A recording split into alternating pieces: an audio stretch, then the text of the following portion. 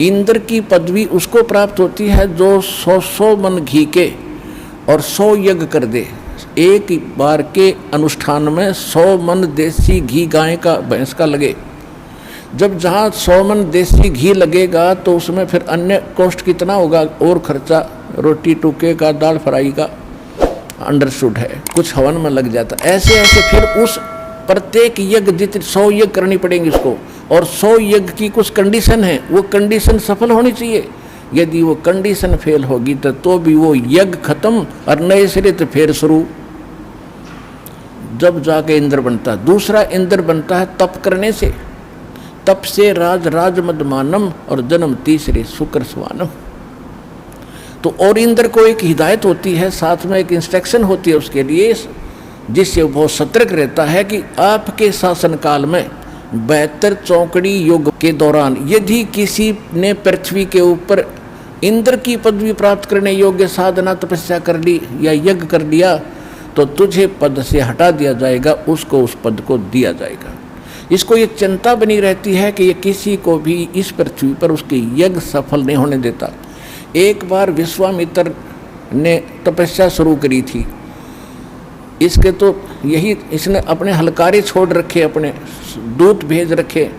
पता लग गया कि विश्वामित्र नाम का एक ऋषि ऐसे कर रहा है, उसने एक अपने वहाँ से अप्सरा भेज दी, एक सुंदर देवी भेज दी अपनी नौकरानी, वहाँ नौकर हैं इसके सारे, और उसने आकर विश्वामित्र का तप भंग करके उससे एक लड़की उत्पन्न करके और भागी, कहने लगी संभाल ऋषि जी अपने परिवार को, हम चले।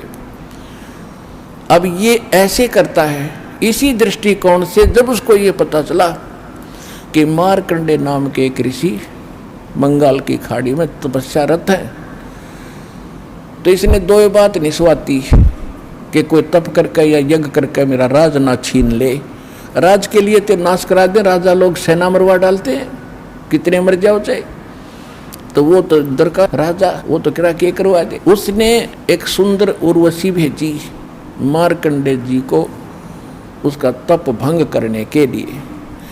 आकर के वो नाच भी ली, सारे कुछ साजबाज भी अब ऑटोमेटिक धुन बज रही है, और वहाँ आसपास का वातावरण भी उसने अपनी सिद्धि से बसंत जैसा कर दिया। लेकिन मार्कंडे ऋषि ने मुस्काए नहीं, कोई ऐसी गतिविधि नहीं की कि वो अट्रैक्ट हो गया, आंखें खुली थी आधी। अंत में वो निवस्त्र होगी वो उर्वशी, वो अप्सरा। तब मार्कंडे ऋषि ने कहा कि हे बेटी, हे बहन, हे माई, आप ये क्या कर रहे हो? आपको लज्जा नहीं आती? आप क्या काम आए हो, बताओ मुझे। तो कपड़े वस्त्र पहनकर उसने कहा कि हे ऋषि जी, इस बनखंड में जितने भी अन्य तपस्वी थे वो तो मुझे देखते ही डामाडोल हो गए, उनका तो बुरा हाल हो गया था। लेकिन तुम ना जाने आपकी समाधि कहाँ थी, आप जाने। तब मार्कंडे ऋषि ने कहा कि मेरी समाधि जहाँ थी, मैं जहाँ देख रहा था डांस, वहाँ पर तेरे जैसी तो उन नाचने वालों की 6-6, 7-7 नौकरानियाँ हैं, तुझे क्या चाहूँ मैं। अपने आत्माओं सारी पोल खुलेगी। ऋषि और मैं ऋषियों के कितने ये साधक थे। अब जैसे जो घना ऊंचा अपने आप को साधक मानता है, वो क्या कहता था कि हम तो ब्रह्म साधना करते हैं, और ब्रह्म साधना करने वाले की जो दिव्य दृष्टि होती है, ओम से का जाप होता है, और हठ योग तो इन्होंने ये शामिल कर ही रखा, बाकी हठ योग इस भक्ति मार्ग में नहीं है। हठ योग करते हैं, ओम नाम का जाप करते हैं, ब्रह्म लोक में जाने की आशा रखते हैं। तो जब इन जैसे किसी भी लोक में कोई भी गतिविधि हो रही है तो आप अपनी इस बॉडी में देख सकते हैं। हमारे शरीर में कमल बने हुए हैं, कमल, मूल कमल, ये जो बीच की पिछली जो स्पाइन बैकबोन है, पिछली रीढ़ की हड्डी है, ये जहाँ एंड होती है नीचे जाके, इसकी अंदर की साइड में 2 उंगल ऊपर, इससे 2 उंगल ऊपर वहाँ पर मूल कमल है, उसमें गणेश जी का चैनल है, और फिर उससे 2 उंगल ऊपर स्वाद चक्र है, ब्रह्मा जी का चैनल है, उसमें ब्रह्मा जी के लोक में जो गतिविधि हो रही है उसमें देख सकते हैं। फिर नाभि कमल के अंदर विष्णु और लक्ष्मी जी का जो लोक है उसका कमल है, उसके लोक में जो हो रहा है आप इसमें देख सकते हो। जब खुल जाता है, ये ऑन हो जाता है, जब इसका चैनल ऑन हो गया, यानी ये कमल खिल जाता है। हृदय कमल में ये शिव और पार्वती के लोक का सारी गतिविधि हृदय कमल में हम देख सकते हैं, जब हमारी ये दिव्य दृष्टि काम करने लग जाएगी। कंठ कमल में दुर्गा जी का कमल है, चैनल है, और त्रिकुटी में जाकर के एक अलग चैनल है, और फिर सहस्रार कमल है, यहाँ पर 1000 पतियों का कमल है। तो जिस भी साधक का जौन सा चैनल खुल जाता है, ऑन हो जाता है, उसमें चल रहे कार्यक्रम वो ऐसे खुली आंखों भी अपनी सुरती से देख लेता है। अब हम सोचते हैं ये साधना कर रहा है, और देख के मार्कंडे डांस ऊपर। अब देखो हम तो परमात्मा कहते हैं कि आप देखते हो साधु संत ऊपर से ऊंचे से स्थान पर बैठते हैं और बड़ी तपस्या करते हो, काफ़ी समय तक बैठे रहते हैं। ये मन ऐसा दुष्ट है, आप कहीं पर एक बस की इंतज़ार में जा बैठी हो कि बस स्टैंड पे, और 5 मिनट में 2 मिनट में कहेगा देखना आ गई क्या बस, जब खड़ा हो लेगा फिर बैठेगा, और ये 50 घंटे में आओगी अभी, और फिर खड़ा हो देखते लेकर दे आ गई हो। यानी 1 मिनट भी ना टकन दे हो, और आप चले जाते हो फिल्म देखने, 3 घंटे तक नो बैठा रहेगा, कति क्यों नहीं दिखे इसने, कति नहीं चर्चा करे, चाल उठ कर चलेंगे।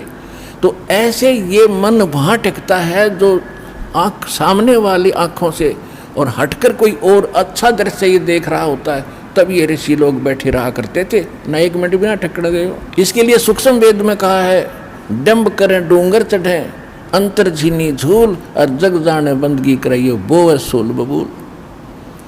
अब मार्कंडेय ऋषि ने ब्रह्मलोक की साधना को, ब्रह्म की साधना को सर्वोत्तम मान रखा था, और अन्य की साधना को वो घटिया बताता था, और इंद्र के लोक तक को भी वो अच्छा नहीं मानता था, क्योंकि उसको ब्रह्मलोक में जो सुख है वो बड़ा होटल है। जैसे एक तो बरवाड़ा में कोई होटल हो, और एक वो कै स्टार बोल रहे हैं दिल्ली में, एक वो 5 स्टार है, 8 स्टार है, उसमें हो, उसमें जावे तो वहाँ जो सुविधा है वो बरवाड़ा के होटल में थोड़ी पाओगी। तो इसी प्रकार ये यहाँ के स्वर्ग जो इंद्र का लोक आदि स्वर्ग, ये तो बरवाड़ा के होटल समझ लो उस ब्रह्मलोक की तुलना में, लेकिन है वो भी रेस्टोरेंट ही। जेब अपनी कटेगी, सारे पुण्य नाश हो जाने के बाद फिर नीचे पटके जाएंगे। गीता अध्याय नंबर 8 के श्लोक नंबर 16 में कहा है कि ब्रह्मलोक में गए हुए प्राणी भी वापस जन्म मृत्यु में आते हैं, और ये ब्रह्म खुद कहता है मेरी जन्म मृत्यु होती है। तो यहाँ जो मार्कंडेय ऋषि अपने आप को इतना सुपीरियर मान रहा था, तो क्या कह रहा था कि मेरी समाधि, मैं ब्रह्मलोक में समाधि गई थी मेरी, उस बड़े रेस्टोरेंट में 5 स्टार में, और वहाँ पर जो मैं डांस देख रहा था, वहाँ तेरे जैसी तो उन नाचने वालों की नौकरानियाँ थी 7-7। तेरे को क्या देखूं, तेरे से कोई और सुंदर हो उसको बुला, उसको भेज, वो भी अपनी ट्राई करके देख ले। तब उसने कहा, उर्वशी ने, कि इंद्र की पटरानी मैं ही हूँ, यानी सबसे ब्यूटीफुल जो औरत होती है स्वर्ग में वो इंद्र की पत्नी होती है, बाकी उससे नीचे नीचे ही होती है। उर्वशी ने कहा कि इंद्र की पटरानी मैं ही हूँ, और आप एक बार इंद्रलोक में चलो। मार्कंडेय ऋषि ने कहा कि जब इंद्र मरेगा तब तू क्या करेगी? उर्वशी ने कहा कि मैं 14 इंद्र वरूंगी। पुण्यात्माओं, ये दातम ज्ञान आप ध्यान से सुनना, आपको निर्णय होगा। अब ये कितनी पुण्यात्मा थी, कहते हैं भिक्षुक होकर दर दर घूमा मिला ना निर्गुण रासा। ऐसी कठिन साधनाएं तपस्याएं आपने की जिस कारण से जैसे इंद्र बन गया, 72 चतुर्युग तक वो शासन करेगा, फिर उसकी मृत्यु होगी, डेफिनेट फिक्स है ये टाइम। उसके बाद फिर कोई इंद्र पदवी प्राप्त करने वाला वेटिंग लिस्ट में पाएगा, उसको फिर बैठा दिया जाएगा इंद्र की पदवी पे। और उसकी सची नाम की जो औरत है, इंद्र की पत्नी है, वो क्या कह रही है कि मैं इतनी लंबी आयु है मेरी, मेरा इतना समय है स्वर्ग में सुख भोगने का, कितना कि 14 इंद्र मर जाएंगे, यानी ब्रह्मा जी का एक दिन समाप्त होगा, उस समय मेरी मृत्यु होगी। इंद्र मरते रहेंगे, दूसरा इंद्र गद्दी पर आ जाएगा, मैं उसकी पत्नी रहूँगी, यानी मैं 14 इंद्र पति बनाऊंगी और स्वर्ग का सुख और पुरुष सुख प्राप्त करूंगी। इतनी महानता मान रही थी अपनी वह। तो मार्कंडेय ऋषि को विधान ज्ञान था कि वो इंद्र मरेगा जब क्या करेगी। उसने कहा मैं 14 इंद्रपति बनाऊंगी और मैं जीवित रहूंगी, वो मरते रहेंगे। मार्कंडेय ने कहा कि वो 14 इंद्र भी मरेंगे, जब एंड होगा उसका, ब्रह्मा जी का एंड होता है एक दिन का, तो सभी मरते हैं, तब क्या करेगी कि जो ब्रह्मलोक रहता उसमें। तो फिर वो उसको भी मालूम है उस औरत को, उर्वशी को, कि जितने इंद्र मरेंगे वो तो बनेंगे गधे मृत्यु के बाद मृतलोक में यहाँ, और मैं बनूंगी गधी मृत्यु के बाद। मार्कंडेय ऋषि कहता फिर मुझे इसे गंदे लोक में क्यों ले जा रही थी जिसके राजा गधे बने, रानी बने गधी।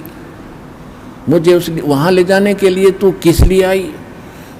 उर्वशी ने कहा कि मैं अपनी इज्जत रक्षा के लिए आई, नहीं तो मेरी हंसी करेंगे, मजाक करेंगे, मुझे दुहागन दे देंगे, तू हार कर आएगी, मेरी इज्जत का नाश हो जाएगा। मार्कंडेय कहने लगा रे भूतनी, तू आज भी गधी 14 खत्म करेगी और इज्जत की फिर भी ठेकेदार नहीं बन रही, तो जाए अपना काम कर यहाँ से। पुण्यात्माओं ऐसी अकल है हमारी। इतने में इंद्र आ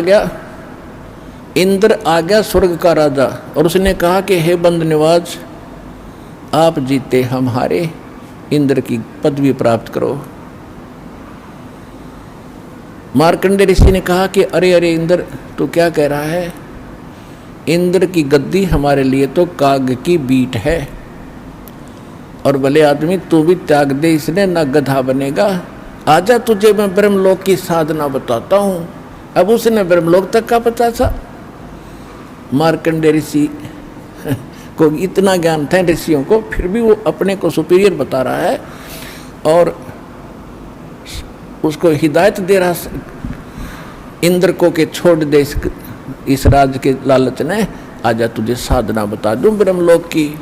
ब्रह्मलोक के अंदर काफी लंबा समय होता स्वर्ग का, जो ब्रह्मलोक जिसको प्राप्त हो जाता उसी को प्राप्त होगा। जो डट के ओम नाम का जाप करेगा, बहुत यज्ञ हवन करेगा, उसका लंबा समय होता है, क्योंकि उसके पुण्य गणे हो जाते हैं। पुण्य ज्यादा तो लंबे समय तक रहेगा, फिर वो खत्म होते ही जेब कटते ही फिर आ लेगा, यहाँ पृथ्वी पर गधा बन के खड़ा होगा। अब इंद्र क्या कहता है, कहने लगा जी फिर देखेंगे, फिर कभी भलो इब तो मन राज करने दे, मौज लेने दे। अपने आत्मा यही दशा आम जीव की है। आप किसी भी उच्च अधिकारी को जिसने सुख का सांस समय पर रोटी मिल रही हो, उसको बता कर देखो, चर्चा चलाओ, और फिर उसको कहो देखो जी ऐसे ऐसे होगा, अगले जीवन में पशु बनोगे, गधे बनोगे, हैं। तो वो कहा जी फिर देखेंगे। क्यों देखेंगे फिर, गधा बने पाछे फिर क्या देखेगा, फिर तो कुमार देखेगा। गधा बन गया था कड़ में मारेगा लठ, 2.5 मन का बोरा तेरे कमर पर धरेगा। देखना तो अब देख और छोड़ बुराई कर भक्ति भगवान की।